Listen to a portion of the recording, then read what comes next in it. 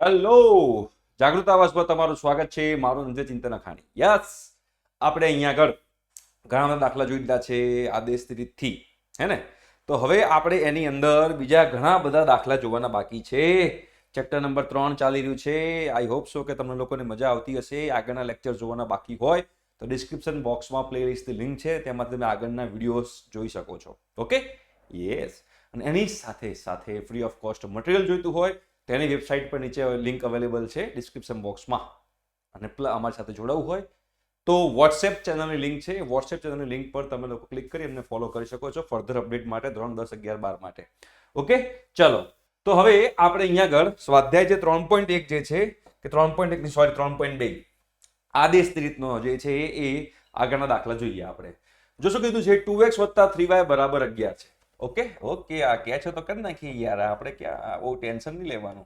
2x + 3y = 11 છે. ચલો, done છે. ઓકે, અને 2x - 4y = -24. હા, તો 2x - 4y = -24 છે. તો આનો ઉકેલ શોધવાનો છે અને એ ઉકેલ શોધીને એવો m શોધો જેથી y = mx + 3 થાય. એટલે કરવાનું શું છે, દેશી ભાષામાં કહું તો આનો ઉકેલ શોધો. x અને y જે મળે આમાં મૂકી દો, x અને y માં મૂકશો એટલે તમને m મળી જશે. સિમ્પલ સાદું દાખલો. હા, તો ચલો આપણે પહેલા આને લોપની રીતથી કરવું હોય તો ગમે તે એક સમીકરણ લો અને x ને કરતા બનાવી દો. ધારો કે આ સમીકરણ નંબર 1 કહી દઉં આને બેટા, અને આને હું સમીકરણ નંબર 2 કહી દઉં. ચાલે કે ના ચાલે? બિલકુલ ચાલે. કેમ ના ચાલે? બધું જ ચાલવું જોઈએ. તો હવે ધ્યાનથી સમજજો બેટા, તો ખબર પડશે કે 2x + 3y = 11 છે. તો માટે 2x બરાબર શું થાય? 2x બરાબર થાય 11 - 3y. બરાબર. તો x બરાબર શું થાય? જાય 2 છેદમાં કાંટા પર બેસી છેદમાં 2. બરાબર. આ x નું મૂલ્ય મળી ગયું. હવે આ જે x નું મૂલ્ય મળ્યું છે એ આપણે સમીકરણ 2 માં મૂકી દઈએ. ચલો, તો x નું મૂલ્ય જે છે બેટા સમીકરણ 2 માં મૂકીએ તો 2. હવે x નું મૂલ્ય મૂકો તો 11 - 3y ના છેદમાં 2. આ x ની જગ્યાએ મૂક્યું. આ x ની જગ્યાએ મેં આખું મૂલ્ય મૂકી દીધું. આદેશ આપ્યો. આદેશ છે મારો. -4y = -24. બે ઘર ભેગા થઈ જાય.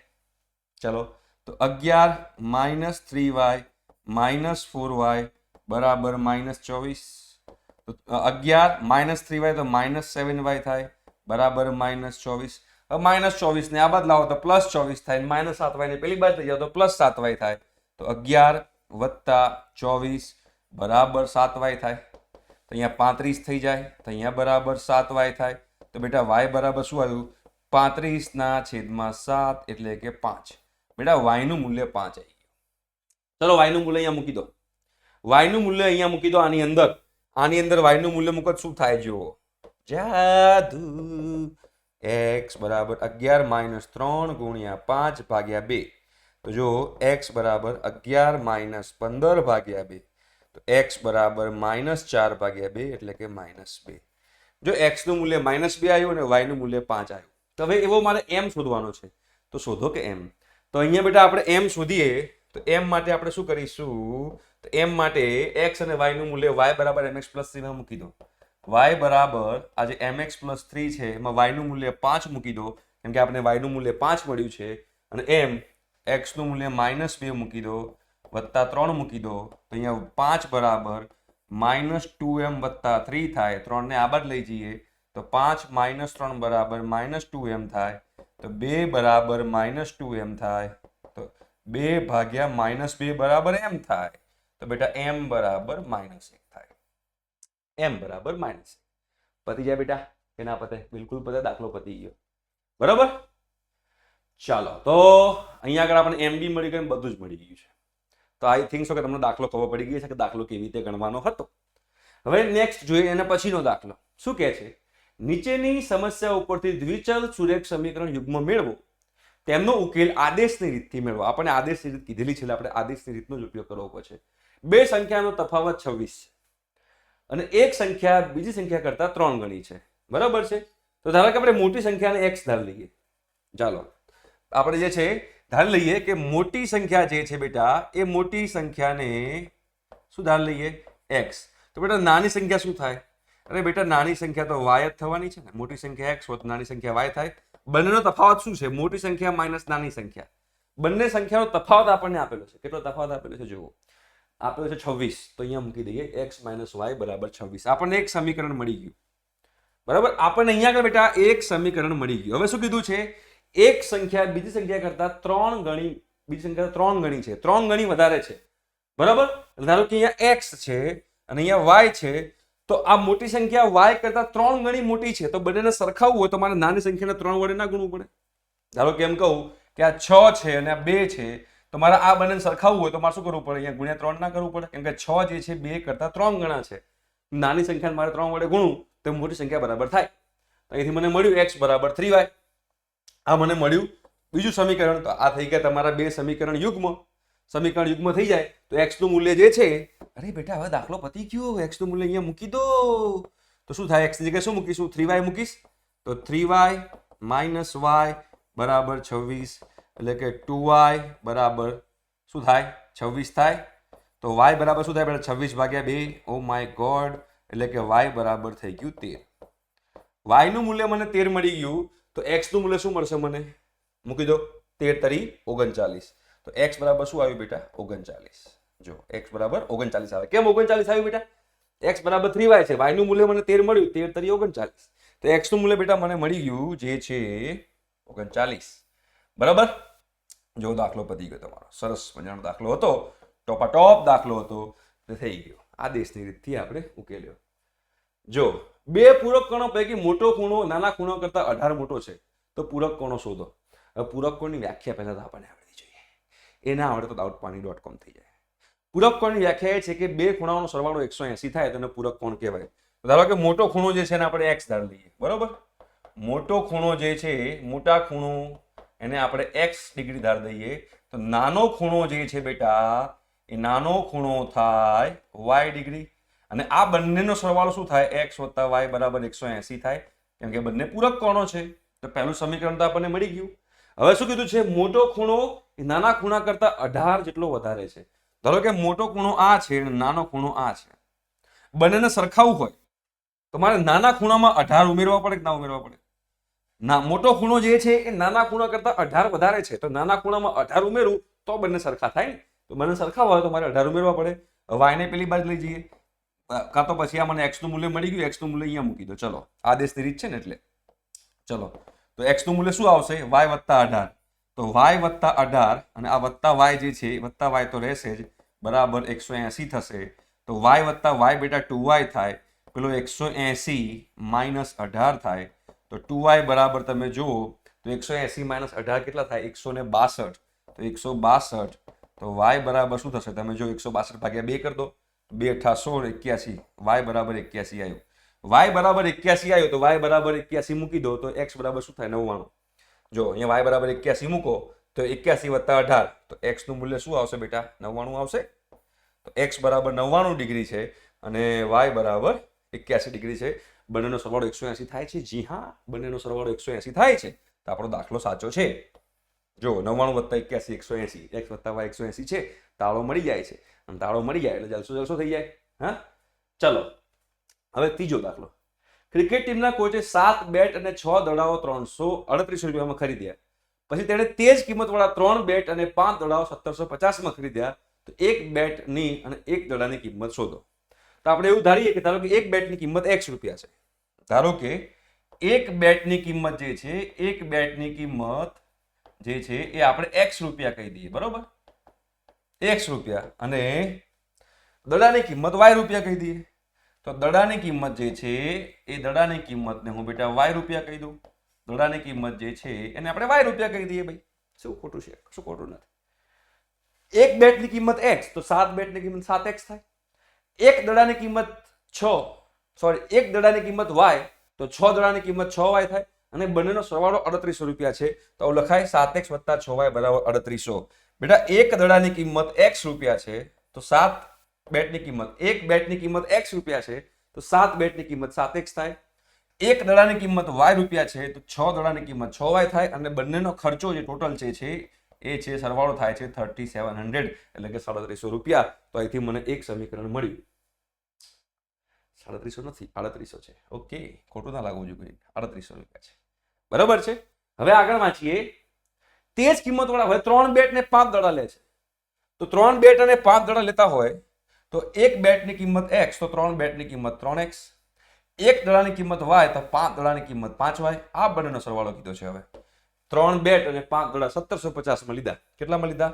1750 માં. જો તો આપણને સમીકરણ યુગ્મ મળી ગયું. હવે બેટા આપણને સમીકરણ યુગ્મ મળી ગયું છે તો હવે તમારે x અને y શોધવાના છે. એટલે x એ બેટની કિંમત છે અને y એ દડાની કિંમત છે. તો હવે આપણે ગમે તે સમીકરણમાંથી x ને કરતા બનાવી દો. ચલો તો ધારો કે આમાંથી હું x ને કરતા બનાવું છું તો બનાવો કે x ને કરતા શું થાય જો. તો 3x બરાબર શું થશે? 1750 માઇનસ 5y. તો x બરાબર શું થાય? 1750 માઇનસ 5y ના છેદમાં 3. આ x નું મૂલ્ય આવ્યું. બરાબર છે. હવે આ જે x નું મૂલ્ય આવ્યું છે એ x નું મૂલ્ય મારે સમીકરણ 1 માં, આને હું સમીકરણ 1 કહી દઉં, આને હું સમીકરણ 2 કહી દઉં, તો આ x નું મૂલ્ય મારે સમીકરણ 1 માં મૂકવાનું છે. બરાબર છે. હવે આગળનો દાખલો તમારા બધા સોલ્વ થઈ ગયા હોય તો આને હું ભૂસી નાખું છું એટલે શું મને જગ્યા મળી જાય. બરાબર છે. તો જો હવે અહીંયા આગળ 7 નું 7 તો અહીંયા 7 મૂકી દઉં છું. x ની જગ્યાએ શું મૂકું છું બેટા? 1750 માઇનસ 5y ના છેદમાં 3. આ તમારું થયું 7x વત્તા 6y બરાબર 3800. બરાબર. હવે 3 લસા લઈએ તો 3 અહીંયા ગુણાય. 3 લસા લઈએ એટલે 3 ગુણાય કે ના ગુણાય? બિલકુલ ગુણાય. તો 7 અહીંયા 1750 માઇનસ 5y બરાબર વત્તા 18y ના છેદમાં 3 બરાબર 3800 થાય. હવે આ તગડો ક્યાં જાય? તગડો અહીંયા ગુણાય કે ના ગુણાય? બિલકુલ ગુણાય. ચલો લસા લઈ લીધો. લસા લીધા પછી તગડાને ત્યાં મોકલી દઈએ. ડાયરેક્ટ 3 ને ત્યાં ના મોકલાય, પેલા લસા લેવો પડ્યો, ધ્યાન રાખવાનું. તો જુઓ અહીંયા આગળ 7 1750 માઇનસ 5y વત્તા 18y બરાબર 3800 ગુણ્યા 3. હવે 7 ને આપણે અંદર ગુણી દઈએ. ચલો હવે 7 ને આપણે અંદર ગુણીએ શું થાય? 1750 ગુણ્યા 7 કરો. મારી પાસે કેલ્ક્યુલેટર છે. 1750 ગુણ્યા 7 12250. 12250 7 5 35y તો 35y વત્તા 18y 3800 ગુણ્યા 3 કરો. 3800 ગુણ્યા 3 કરી દો. 11400 થાય તો અહીંયા 11400 લખી દઈએ. ચલો 12250 માઇનસ 35 વત્તા 18. માઇનસ 35 વત્તા 18 હોય તો માઇનસ 17y બચે બરાબર 11400. 12250 ની પેલી બાજુ મોકલી દો તો માઇનસ 17y બરાબર 11400 માઇનસ 12250. તો માઇનસ 17y બરાબર જો શું થશે? 11400 માઇનસ 12250 માઇનસ 850 થાય. માઇનસ 850 થાય. માઇનસ માઇનસ પ્લસ થઈ જાય તો y બરાબર 850 ભાગ્યા 17 થાય. તો હું 850 ભાગ્યા 17 કરું તો 50 આવ્યું. તો બેટા y બરાબર 50 છે. y શું હતું? દડાની કિંમત. તો બેટા દડાની કિંમત 50 આવી ગઈ. બરાબર. હવે દડાની કિંમત 50 આવી ગઈ. એ દડાની કિંમત 50 અહીંયા મૂકી દો તો શું થશે? તો મને બેટનું મૂલ્ય મળી જશે. તો x બરાબર 1750 માઇનસ 5 ગુણ્યા 50 છેદમાં 3. તો જુઓ 1750 માઇનસ 5 ગુણ્યા 50 કરી નાખો. ચલો 5 ગુણ્યા 50 250. તો માઇનસ 250 ના છેદમાં 3. 1750 માઇનસ 250 1500 થાય. તો 1500 ના છેદમાં 3 એટલે કે 500 રૂપિયા. તો બેટા બેટની કિંમત 500 રૂપિયા છે, દડાની કિંમત 50 રૂપિયા છે. બરાબર. આખો દાખલો મેં ગણ્યો, બટ એમાં તમને કીધું હતું કે દ્વિચલ જે સુરેખ સમીકરણ યુગ્મ જે છે તમારે બનાવવા પડશે અને પછી તમારે આગળ કરવાનું છે. તો આપણે એ પ્રમાણે કરીએ. ઓકે. આઈ હોપ સો કે તમને લોકોને ક્લિયર થયું હશે બેટા. જો આ 3 દાખલા છે. જોઈ કાઢી 3 દાખલા શું કહેવા માંગે છે? એક શહેરમાં ટેક્સીનું ભાડું નિશ્ચિત ભાડા અને કાપેલા અંતરના પ્રમાણમાં સંયુક્ત રીતે લેવાયેલ છે. બરાબર. નિશ્ચિત ભાડું અને કાપેલા અંતરનું ભાડું 10 કિલોમીટરના અંતર માટે 105 અને 15 કિલોમીટરની મુસાફરી માટે 155 ની ચૂકવણી કરવી પડે છે. તો નિશ્ચિત ભાડું કેટલું હશે અને પ્રતિ કિલોમીટરના દર કેટલી કિંમત ચૂકવવી પડશે? મુસાફરે 25 કિલોમીટર મુસાફરી માટે કેટલું ભાડું ચૂકવવું પડશે? શું કહે છે આ દાખલો? કંઈક એવું કહે છે કે બેટા એક શહેર છે અને શહેરની અંદર ટેક્સીનું ભાડું અમુક તો નિશ્ચિત જ છે અને કાપેલા અંતરના પ્રમાણમાં સંયુક્ત રીતે લેવાય છે. બરાબર. કાપેલા અંતરના પ્રમાણમાં સંયુક્ત રીતે લેવાય છે. 10 કિલોમીટરના અંતર માટે 105 રૂપિયા અને 15 કિલોમીટરના મુસાફરી માટે 155 ની ચૂકવણી કરવી પડે છે. બરાબર, 55 ની ચૂકવણી કરવી પડે છે. તો નિશ્ચિત ભાડું કેટલું હશે અને પ્રતિ કિલોમીટરના દરે કેટલી કિંમત ચૂકવવી પડશે? તો ધારો કે 10 કિલોમીટર ચાલે છે. બરાબર, આ 10 કિલોમીટર ચાલ્યો છે. હવે 10 કિલોમીટર ચાલ્યો છે તો 10 કિલોમીટરમાં અમુક કિલોમીટર માટે નિશ્ચિત ભાડું છે અને પછીના કિલોમીટર માટે પર કિલોમીટર ચાર્જ છે. બરાબર, ક્લિયર થાય છે હું શું કહેવા માંગુ છું? રિપીટ કરું છું. ફોર એક્ઝામ્પલ, અહીંયા આગળ ધારો કે અહીંયા 15 કિલોમીટર ચાલ્યો છે એવું માની લઈએ. 15 કિલોમીટર તો 7 કિલોમીટર સુધી નિશ્ચિત ભાડું છે, ધારો કે 100 રૂપિયા. 7 કિલોમીટર સુધી ચાલે તો 100 રૂપિયા ભાડું છે. પણ જો હવે 8મું કિલોમીટર ચાલે તો પર કિલોમીટર તમારે 15 રૂપિયા આપવાના. આવડું માન લઈએ તો 15 રૂપિયા આના, 9મા કિલોમીટરના 15 રૂપિયા, 10મા કિલોમીટરના 15 રૂપિયા, 11મા કિલોમીટરના 15 રૂપિયા. બરોબર, ક્લિયર થાય છે? તો પછી આ 15 15 15 100 ની અંદર એડ થતા જાય.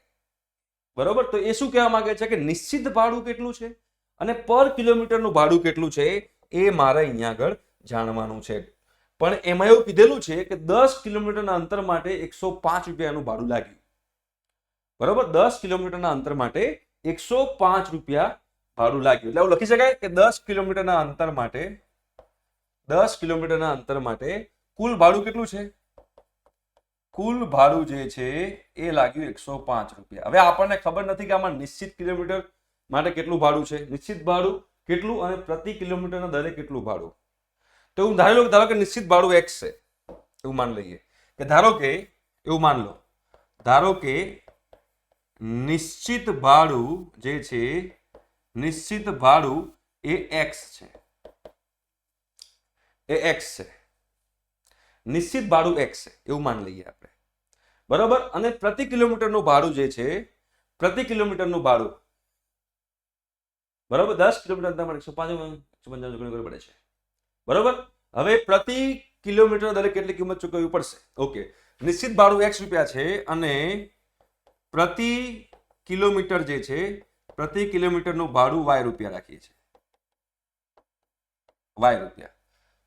તો ધારો કે આપણે એવું માની લઈએ કે આની અંદર આપણે શું કરવું જોઈએ? ધારો કે નિશ્ચિત ભાડું x રૂપિયા છે અને પ્રતિ કિલોમીટર ભાડું y રૂપિયા છે. 10 કિલોમીટરમાં 105 રૂપિયા ભાડું ચૂકવવું પડે છે. તો x વત્તા, બરાબર, નિશ્ચિત ભાડા અને કાપેલા અંતરના પ્રમાણમાં સૌથી 10 કિલોમીટર અંતર માટે 105 રૂપિયા છે. હવે 10 કિલોમીટર જે છે, આ નિશ્ચિત ભાડું x ફિક્સ જ છે અને હવે 10 કિલોમીટર ચલાવે છે તો 10 કિલોમીટરનું 10y થાય. હવે 10 કિલોમીટરનું 10y થાય કારણ કે 1 કિલોમીટરનું y રૂપિયા છે તો 10 કિલોમીટરનું 10y થયું. શું લખાય? નિશ્ચિત ભાડું વત્તા કાપેલું અંતર 10 કિલોમીટર, 1 કિલોમીટરના y રૂપિયા તો 10 કિલોમીટરના 10y રૂપિયા. આ ખર્ચો તમારો 105 રૂપિયા છે એવું કીધું છે. અને જો 15 કિલોમીટર માટે હોય તો એને 155 રૂપિયા ચૂકવવા પડે છે. બરોબર, 15 કિલોમીટર માટે કેટલા ચૂકવવા પડે છે બેટા? સમજો, 15 કિલોમીટર માટે એને ચૂકવવા પડે છે 155 રૂપિયા. જો નિશ્ચિત ભાડું વત્તા પ્રતિ કિલોમીટરનું y ભાડું છે પણ 15 કિલોમીટર ચાલે છે તો 15y બરાબર 155 રૂપિયા થયા. બરાબર, આ x વત્તા 15y બરાબર 155 અને x વત્તા 10y બરાબર 105. આપણને બે સમીકરણ મળી ગયા. હવે બે સમીકરણ આપણને મળી ગયા છે તો એમાંથી આપણે x ને કરતા બનાવો અને x નું મૂલ્ય બીજામાં મૂકી દો તો તમને જવાબ મળી જશે. દાખલો તમારો પૂરો થઈ જશે. બરાબર છે, એ દાખલો જે છે એ તમારો અહીંયા આગળ પૂરો થઈ જશે. તો જો આપણે આગળ વધીએ તો હવે અહીંયા x ને હું કરતા બનાવું છું તો આપણે x ને કરતા બનાવીએ તો શું થાય? x બરાબર 105 માઇનસ 10y. આ થયું 105 માઇનસ 10y. એ x નું મૂલ્ય અહીંયા મૂકી દો તો શું લખાશે? 105 માઇનસ 10y x ની જગ્યાએ વત્તા 15y બરાબર 155. બરાબર, તો જો માઇનસ 10y વત્તા 15y પ્લસ 5y થાય તો પ્લસ 5y બરાબર 105 આ બાજુ જતા માઇનસ 105 થાય તો 155 માઇનસ 105 તો 5y બરાબર 155 માઇનસ 105 50. તો y બરાબર શું થયું? 50 ના છેદમાં 5 એટલે કે y બરાબર 10 રૂપિયા છે. મતલબ કે 1 કિલોમીટરનો 10 રૂપિયા છે ભાડું. પ્રતિ કિલોમીટર ભાડું 10 રૂપિયા છે અને y નું મૂલ્ય અહીંયા મૂકી દો તો y નું મૂલ્ય આમાં મૂકશો બેટા તો શું થશે? x વત્તા 10 ગુણ્યા 10 બરાબર 105. તો x વત્તા 100 થાય બરાબર 105 થાય. x બરાબર 105 માઇનસ 100 એટલે 5 રૂપિયા નિશ્ચિત ભાડું છે. આ ભાડું તો નિશ્ચિત જ છે, આ તો લેશે જ, આટલું ભાડું તો થવાનું જ છે. બરાબર. તો આ નિશ્ચિત ભાડું મળી ગયું, પ્રતિ કિલોમીટર ભાડું મળી ગયું. તો મુસાફરે 25 કિલોમીટર અંતર કાપ્યું હોય તો કેટલું ભાડું થાય? ધારો કે નિશ્ચિત ભાડું x વત્તા 25 કિલોમીટર અંતર કાપ્યું છે ને, તો 25 ગુણ્યા પ્રતિ કિલોમીટર ભાડું y છે. બરાબર. તો નિશ્ચિત ભાડું 5, તો મારે નિશ્ચિત ભાડું 5 અહીંયા મૂકી દેવાનું, વત્તા 25 પ્રતિ કિલોમીટર ભાડું આવ્યું તો 10, તો 10. તો 5 વત્તા 250 રૂપિયા એટલે કે 255 રૂપિયા જે છે એ ભાડું થશે. એટલે 25 કિલોમીટર કાપે અંતર તો 255 રૂપિયા ભાડું થાય. બરાબર છે. તો અહીંયા સુધી આપણે રાખીએ છીએ. નેક્સ્ટ લેક્ચરમાં આપણે આ બંને દાખલા જોઈશું. ઓકે, તો આવો ફટાફટ નેક્સ્ટ લેક્ચરમાં. ઠીક છે. Thank you so much. By.